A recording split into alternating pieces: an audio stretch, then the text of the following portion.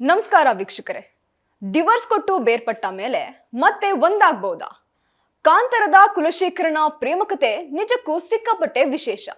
ಮಾಜಿ ಪತ್ನಿಯ ಮೇಲೆ ಮತ್ತೆ ಕುಲಶೇಖರನಿಗೆ ಲವ್ ಆಗಿದೆ ಕಣ್ರಿ. ಏನಪ್ಪ ಹೇಳ್ತಾ ಇದ್ದಾಳೆ ಇವಳು?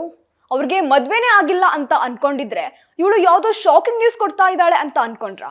ಹಾಗಾದ್ರೆ ಅನ್ಕೊಳ್ಳಿ, ಯಾಕಂದ್ರೆ ಇದು ಶಾಕಿಂಗ್ ನ್ಯೂಸ್ ಕಣ್ರಿ. ಕಾಂತಾರ ಚಾಪ್ಟರ್ 1 ಸಕ್ಸಸ್ ಬೆನ್ನಲ್ಲೇ ಕುಲಶೇಖರ ಪಾತ್ರಧಾರಿ ಗುಲ್ಸನ್ ದೇವಯ್ಯ ವ್ಯಾಪಕ ಮೆಚ್ಚುಗೆ ಗಳಿಸಿದ್ರು. ಮೂಲತಃ ಕೊಡಗಿನವರೇ ಆಗಿರುವ ಈ ನಟ ಬಾಲಿವುಡ್ ನಲ್ಲಿ ಫೇಮಸ್. ಆದ್ರೆ ಕನ್ನಡದ ಕಾಂತಾರದಲ್ಲಿ ನಟಿಸುವ ಮೂಲಕ ಅವರು ಈಗ ಮತ್ತೆ ದಕ್ಷಿಣದಲ್ಲಿ ಸೌಂಡ್ ಮಾಡ್ತಾ ಇದ್ದಾರೆ. ಅವರು ಮದ್ವೆ ಆಗಿದ್ದಾರಾ? ಅವರ ಪತ್ನಿ ಯಾರು? ಡಿವೋರ್ಸ್ ಆಗಿದೆಯಾ? ಹಾಗಾದ್ರೆ ಇವರ ಇಂಟ್ರೆಸ್ಟಿಂಗ್ ಲವ್ ಸ್ಟೋರಿ ಏನು ಗೊತ್ತಾ? ದೇವಯ್ಯ ಅವರು ಪ್ರೀತಿಸಿ ಮದ್ವೆ ಆಗಿದ್ರು, ಆದ್ರೆ ಇವರಿಗೆ ಡಿವೋರ್ಸ್ ಕೂಡ ಆಗಿದೆ. ಇನ್ನು ಡಿವೋರ್ಸ್ ಆಯ್ತು ಅಂತ ಅವರು ಮತ್ತೆ ಬೇರೆ ಮದ್ವೆ ಆಗಿರ್ಲಿಲ್ಲ. ಆದ್ರೆ ಇದೀಗ ಮಾಜಿ ಪತ್ನಿಯ ಜೊತೆ ಬದುಕ್ತಾ ಇದ್ದಾರೆ. ಇದೀಗ ಮತ್ತೆ ಮಾಜಿ ಪತ್ನಿಯ ಮೇಲೆ ಅವ್ರಿಗೆ ಲವ್ ಆಗಿದೆಯಂತೆ. ಇನ್ನು ಗುಲ್ಸನ್ ದೇವಯ್ಯ ಹೇಳುವುದು ವಿಚಿತ್ರ ಅನ್ಸಿದ್ರು ಸತ್ಯ. ಯಾಕಂದ್ರೆ ಒಂದು ಫಿಲಾಸಫಿ ಫಾಲೋ ಮಾಡ್ತಾರೆ. ಇನ್ನು ಆ ಫಿಲಾಸಫಿ ಏನು ಅನ್ನೋದಾದ್ರೆ, ಜೀವನದಲ್ಲಿ ಯಾವಾಗ್ಲೂ ಸರಿಯಾದ ಕೆಲಸ ಮಾಡಲು ಪ್ರಯತ್ನಿಸಿ ಎನ್ನುವುದು ದೇವಯ್ಯನ ಫಿಲಾಸಫಿ. ಪುಸ್ತಕ ಓದಿ, ಅನುಭವದಿಂದ, ಬುದ್ಧಿಜೀವಿಗಳಿಂದ ಮತ್ತು ದೊಡ್ಡವರಿಂದ ಕೇಳಿ ಈ ರೀತಿಯ ವಿಷಯವನ್ನ ತಿಳಿಬೇಕು.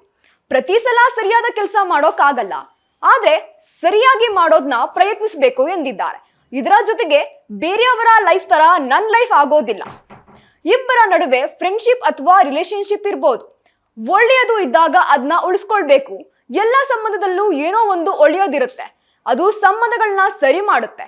ಅಷ್ಟೇ ಅಲ್ಲದೆ ನಮ್ಮ ಮದುವೆಯಲ್ಲಿ ಸಾಕಷ್ಟು ಪ್ರಾಬ್ಲಮ್ ಇತ್ತು, ಆದುದರಿಂದ ಆಗ ಬೇರೆಯಾಗಿದ್ದು ಒಳ್ಳೆಯ ನಿರ್ಧಾರ. ಆನಂತರ ನಮ್ಮ ನಡುವೆ ಇದ್ದ ಪ್ರೀತಿ ಉಳಿಸ್ಕೊಳ್ಬೇಕು ಎಂದು ಇಬ್ಬರು ಪ್ರಯತ್ನ ಪಟ್ಟಿದ್ವಿ. ಆದ್ರೆ ನಾವು ಅದಕ್ಕಾಗಿ ಟೈಮ್ ಸೆಟ್ ಮಾಡಿರ್ಲಿಲ್ಲ. ನಮ್ಮ ಜೀವನ ಮುಂದೆ ಸಾಕ್ತಾ ಸಾಕ್ತಾ ನಾವು ಜೊತೆಯಾಗಿ ಜೀವನ ಮಾಡಲು ನಿರ್ಧರಿಸಿದ್ದೇವೆ.